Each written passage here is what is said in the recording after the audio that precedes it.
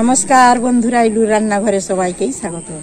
বন্ধুরা, অন্যান্য দিনের মতো আজও কিন্তু চলে এসেছি আপনাদের সাথে একটি দুর্দান্ত রেসিপি শেয়ার করব বলে। তো রেসিপিটি দেখতেও যতটি সুন্দর, খেতে কিন্তু তার থেকে সহস্রগুণ সুন্দর। তো সবাই কিন্তু, ছোট্ট বড় সবাই কিন্তু মজা করে খেয়ে নেবে। খাবো না বলে কিন্তু রেসিপিটা যখনই খেয়ে এত টেস্টি হবে, তখনই সে বারবার আরও দুটোর জায়গায় চারটা খেয়ে নেবে বা রিকোয়েস্ট করবে বানিয়ে দেওয়ার জন্য। তো ভিডিওটি প্রথম থেকে শেষ পর্যন্ত দেখতে থাকবেন, আশা করি খুবই ভালো লাগবে। তো কোনো স্কিপ করবেন না, তাহলে সবটাই বুঝতেও পারবেন আর তাড়াতাড়ি বানিয়ে ফেলতেও পারবেন। এটা বানানোও যতটা সোজা, খেতেও কিন্তু মজার। এটা কিন্তু আপনারা চট জলদি কিন্তু বানিয়ে ফেলতেও পারবেন। তাহলে চলুন রেসিপিটি শুরু করা যায়। চলে এসেছি রান্নাঘরে। আমি এবার প্রথমে কিন্তু রাঙা আলুটা কেটে নেব।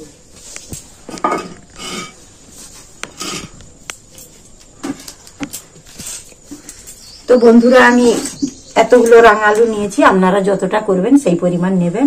আর এখন তো বাজারে রাঙা আলু ছড়াছড়ি, আর দামও কম। আর আমি যে রেসিপিটা রাঙা আলু দিয়ে করব, আশা করছি এরকম রেসিপি আপনারা কখনো খাননি।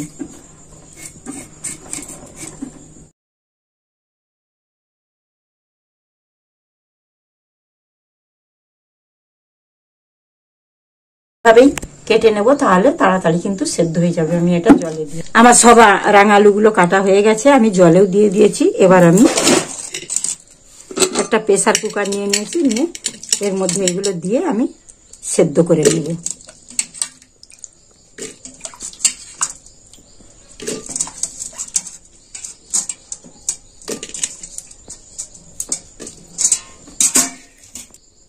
এবার আমি জল দিয়ে দিচ্ছি।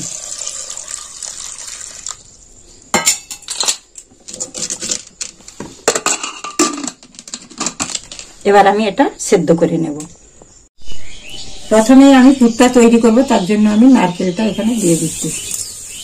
আমি এখানে চিনি দিচ্ছি। বন্ধুরা, আপনারা চাইলে কিন্তু গুড় দিয়েও এই পুরটা করতে পারেন। এবার এটাকে আমি ভালো করে নাড়াচাড়া করব, করে একটা পুর তৈরি করে নেব।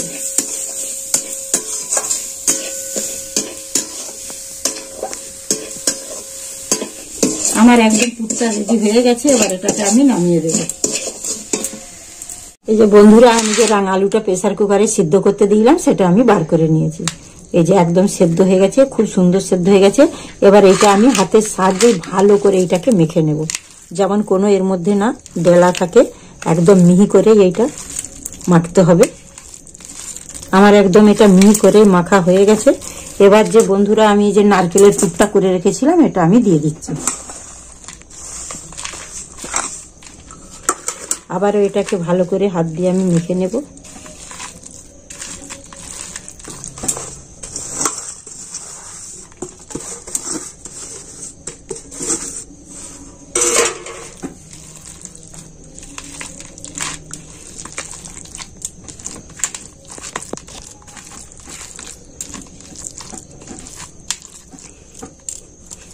এবার আমি এর মধ্যে কর্নফ্লাওয়ার দিয়ে দেব। কর্নফ্লাওয়ারটা দিলে তবে এটা বেশ গোল করে পাকানো যাবে। আমি এই পর্যন্ত দিলাম, যদি লাগে তাহলে আরো দেব, না লাগলে না দেব। আমার আরো 4টি লাগবে, দিতে হবে।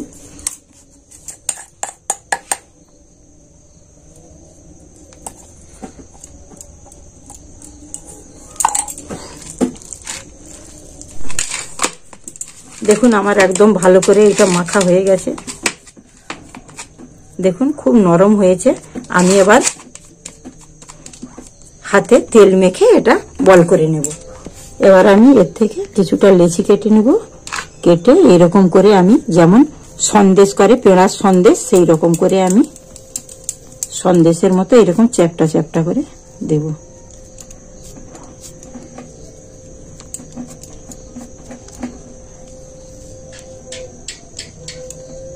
দেখুন, আমার একটা হয়ে গেল। আমি বাকিগুলো আবার এইভাবেই করে নেব।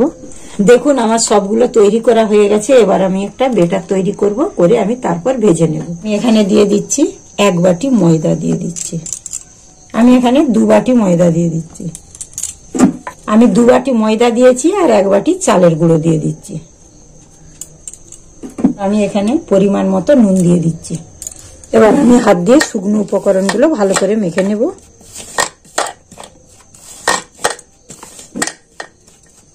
এবার আমি এখানে নরমাল জল নিয়েছি, জল দিয়ে আস্তে আস্তে মাখতে থাকবো।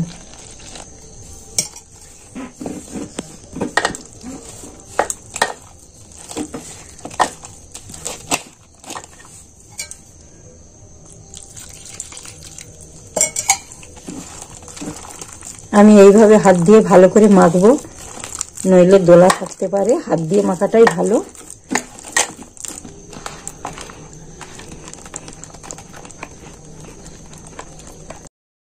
আমার ব্যাটারটা একদম তৈরি হয়ে গেছে। দেখুন ব্যাটারের ঘনত্বটা ঠিক এইরকম হবে, খুব পাতলাও না আর খুব গাঢ়ও না। দেখুন ঠিক এইরকম ঘনত্ব হবে।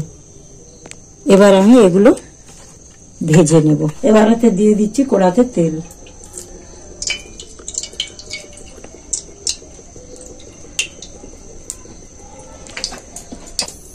এই যে এইভাবে আমি গোল্লাটার মধ্যে এটা ডুবিয়ে নিয়েছি। এবার আমি তেলে ভেজে নিচ্ছি।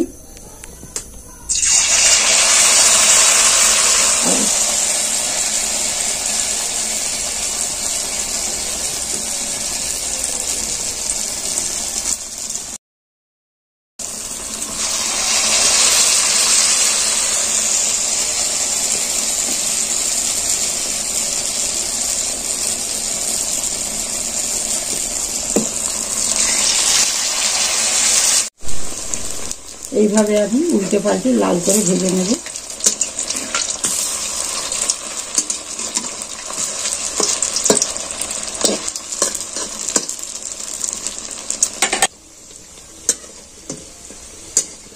এগুলো আমার সুন্দর করেই ভাজা হয়ে গেছে, আর ভাজার দরকার নেই।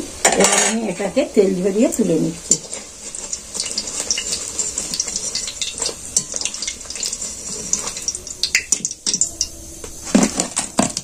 দেখুন কি সুন্দর হয়েছে। এই ভাজাটাই শেষ নয়, আরো আর এখনো কাজ আছে, তারপর দেখাবো। খেতে জিনিসটা কত সুন্দর লাগে তারপর দেখবেন।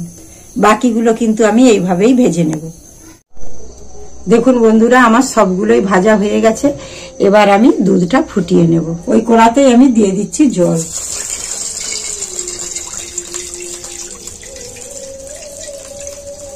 বন্ধুরা, আমি এখানে গুঁড়ো দুধ দিচ্ছি, আপনারা চাইলে গরুর দুধও দিতে পারেন।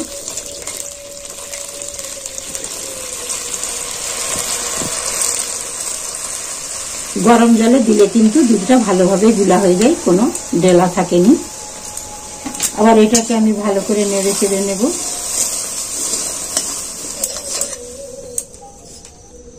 তো বন্ধুরা, আমি এখানে দুটো এলাচ ফাটিয়ে রেখেছিলাম, এটা দিয়ে দিচ্ছি। এটা দিলে স্বাদটা খুব ভালো হয় আর গন্ধটাও খুব সুন্দর আসে। আর এখানে আমি দিয়ে দিচ্ছি 1 বাটি চিনি। মিষ্টিটা কিন্তু আপনারা আপনাদের পছন্দ মতনই দেবেন। আবার এটাকে আমি খুব ভালো করে নেড়ে চেড়ে নিচ্ছি। এটাকে আর একটু গাঢ় করে নেব। এই যে আমি ভালো করে নেড়ে চেড়ে নিয়েছি, আর এই দুধটা কিন্তু আগের থেকে অনেকটা ঘন হয়ে আসছে। এই অবস্থায় আমি পিঠাগুলো তুলে দেব। এই যে দুধটা ফুটছে, এই অবস্থায় আমি তুলে দেব। বন্ধুরা, একবার কিন্তু এইভাবে বানিয়ে খাবেন। এই যে রাঙা আলু দিয়ে যে দুধ গোকুল পিঠে আমি তৈরি করছি, এটা কিন্তু খুবই দুর্দান্ত খেতে হয়। এটা একদম একটা ইউনিক রেসিপি। এইটা কিন্তু ইউটিউবে আপনারা কোথাও পাবেন না। আমি যেরকম করে বানালাম, একবার এইভাবেই বানিয়ে খাবেন, তারপর আমাকে কমেন্টে জানাবেন কতটাই খেতে টেস্টি আর কতটাই সুন্দর হয়। এগুলোকে আমি ভালো করে নেড়ে চেড়ে নিচ্ছি।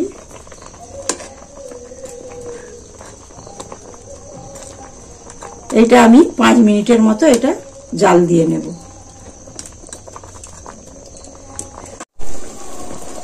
তো বন্ধুরা, দেখুন আমার একদম রেডি হয়ে গেছে। আর খুব বেশি পাতলাও নেই, খুব বেশি গাঢ়ও নেই, ঠিক মিডিয়াম আছে। এই অবস্থায় আমি নামিয়ে দেব। দেখুন এই যে একদম মিডিয়াম হয়েছে। তো বন্ধুরা, আমি এটা চিনি দিয়ে করেছি, আপনারা চাইলে কিন্তু গুড় দিয়েও করতে পারেন, তাতেও খেতে ভালো লাগবে। এবার আমার এটা হয়ে গেছে, এবার আমি এটা নামিয়ে দিচ্ছি। দেখুন বন্ধুরা, আমার তৈরি একদম হয়ে গেল। দুধ গোকুল পিঠে। তো আপনারা তো অনেক রকম দুধ গোকুল পিঠে খেয়েছেন, আমি করেছি এটা রাঙা আলু দিয়ে দুধ গোকুল পিঠে। এটা খেতেও যতটা সুন্দর আর দেখতেও কতটা সুন্দর হয়েছে দেখুন। আর এই যে দুধের ঘনত্বটা কতটা গাঢ় হয়েছে আর এতটাই টেস্টি হয়েছে না। তো আমি যেইভাবে বানালাম এইভাবে যদি ফলো করে বানান তাহলে বাড়ির লোক সবাই খেয়ে কিন্তু আপনার প্রশংসাই করবে আর বারবার বানিয়ে দেওয়ার জন্য রিকোয়েস্ট করবে। এইটা একদম ইউনিক একটা রেসিপি। আপনারা অন্য রকমের কিন্তু গোকুল পিঠে খেয়েছেন, দুধ গোকুল পিঠে, কিন্তু রাঙা আলু দিয়ে কিন্তু খাননি। আর যদি খেয়ে থাকেন তাহলেও কমেন্টে জানাবেন, আর যদি না খেয়েও থাকেন তাহলেও আমাকে কমেন্টে জানাবেন। আর যে কখনো পিঠে খায়নি তাকে যদি এইভাবে পিঠে বানিয়ে দেন তাহলে কিন্তু একটার জায়গায় কিন্তু 4টা খেয়ে নেবে। দেখুন দেখতেই কতটা সুন্দর লাগছে আর খেতে তো খুবই সুন্দর হয়েছে। তো বন্ধুরা, রাঙা আলু দিয়ে দুধ গোকুল পিঠে রেসিপিটা কেমন লাগলো আমাকে অবশ্যই কমেন্টে জানাবেন। একটু খেয়ে দেখি কেমন লাগছে।